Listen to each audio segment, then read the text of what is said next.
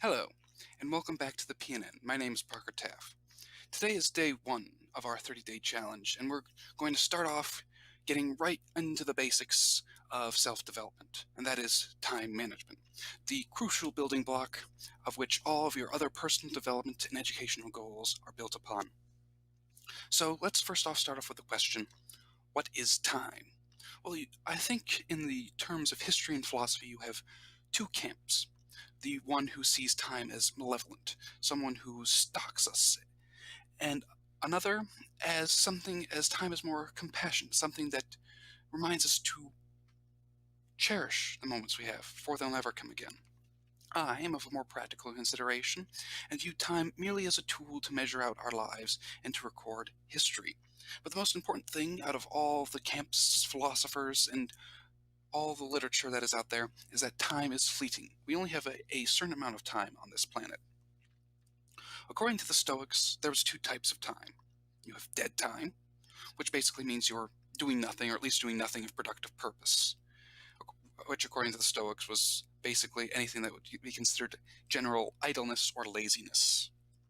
And then you have a lifetime, whereas basically you're a go-getter. You're going to use all the time you have for the best of your ability to accomplish your goals and dreams and to better yourself in society as a whole. Well, I don't expect any of you to go off and, say, conquer a area conceivably to the size of the Roman Empire, or write a book or found a philosophical school. I think that if you can find out where you're wasting some of your precious time, you can plug the hole, so to speak, where the water may be leaking out, and in turn use to that time you've saved to do something you've always wanted to do. So let's get down to time management. I'd like you to sit here for a minute and answer some of the questions I have up on the screen. Have you ever gotten distracted, found that hours have gone by while you're idly scrolling through a YouTube or social media page, even though you intended to only do it for a few minutes? I know I have personally. Have you ever procrastinated so long and pushed off till tomorrow, and all of a sudden you've had to pull an all-nighter to get your work done? I've been equally guilty of that sometimes.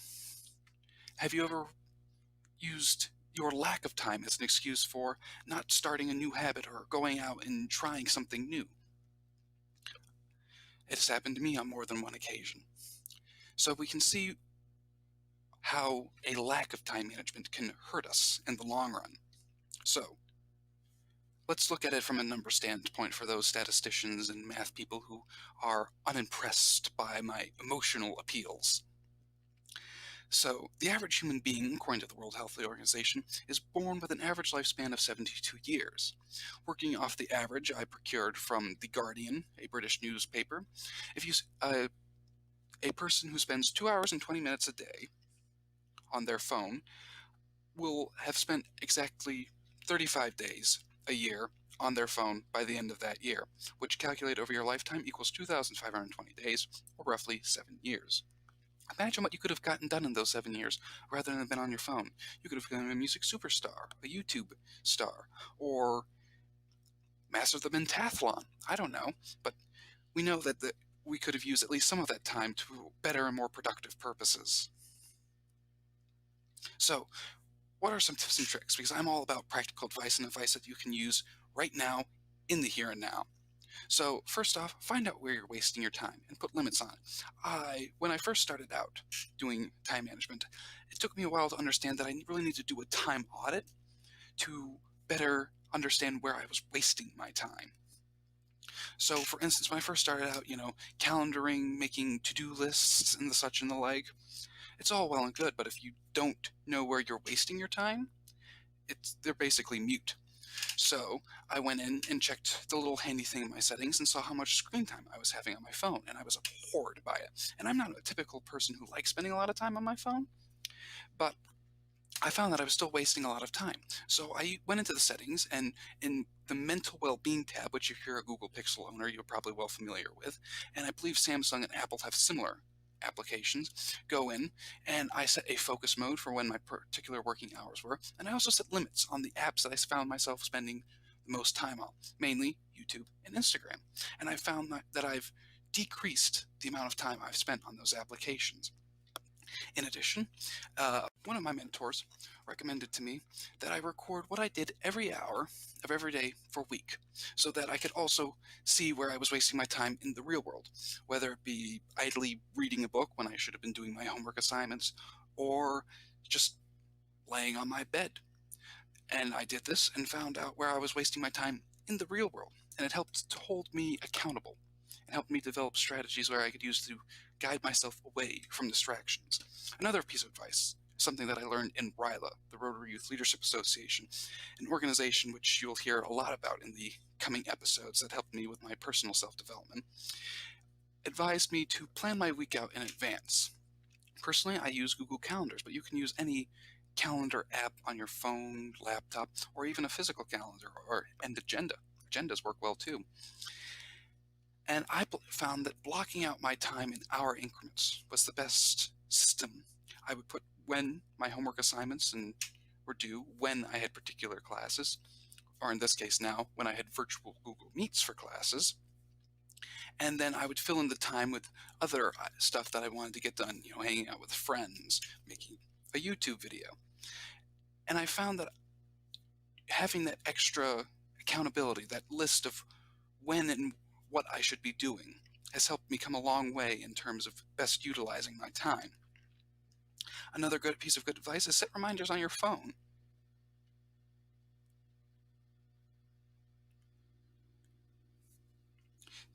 In this particular case, the reminders on your phone will buzz and remind you when you should be doing particular things. And you can write them out directly onto your phone screen too. Put a sticky note or a note on your phone screen that'll pop up. So when every time you open your screen, you see what you should be doing or what you should accomplish in that particular day. And then there's a few others, like keeping an accountability journal. I personally journal or try to journal at least every day. And in the evenings, I write down my top 5 goals for the next day and then my top 5 incidental goals. My top 5 goals usually are what really needs to get done the next day. My top 5 incidental are things that I like to get done, but stuff that's not necessarily pressing and absolutely necessary for me to get done. And I found that having that list is very helpful. But in addition, it's important that at the end of each day, you go back to the goals you wrote the previous day for the day you're currently at, and you write down what it is that prevented you from reaching that goal if you didn't reach that goal. And you'll find that a lot of the excuses you make up to justify why you didn't accomplish that task or reach that goal that day, a lot of them don't really stand up to scrutiny. And you'll find that you wasted time on things you really shouldn't have.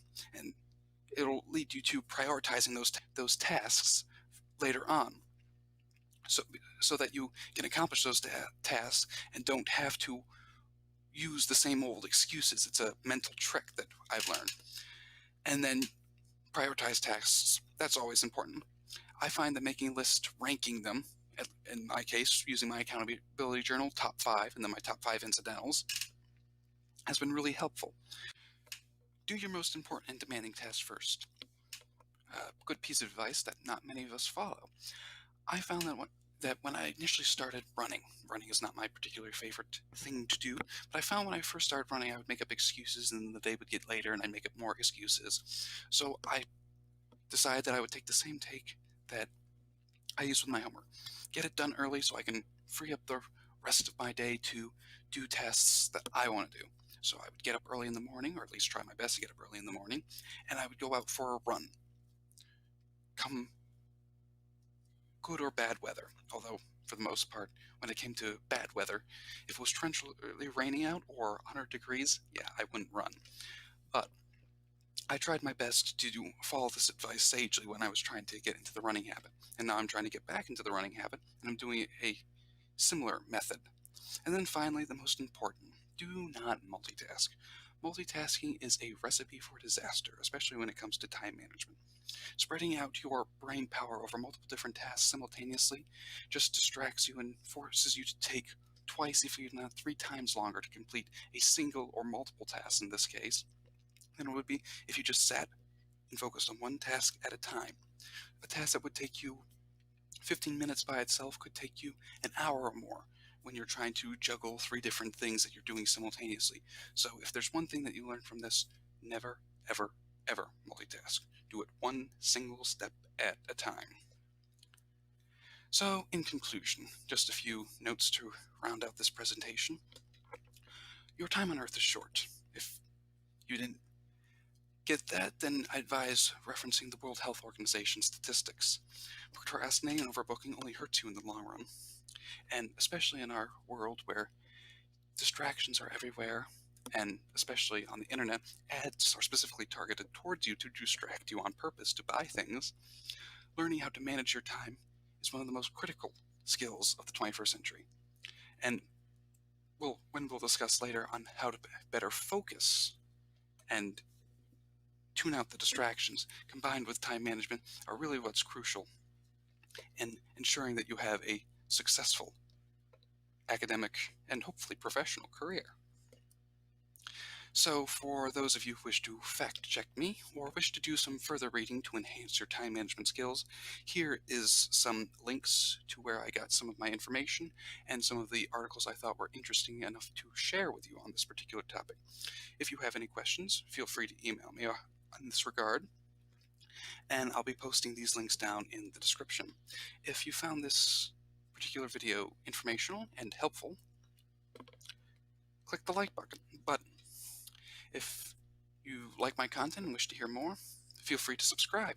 Before I go, I'd like to ask those of you who have tuned in from yesterday, what is it that you've chosen to do for your 30-day challenge? It can be anything, but just write down in the comments what it is. I'd like to see what you're doing. In that case, I'll round out this presentation, and thank you all for joining in to the PNN, and see you tomorrow for our next broadcast.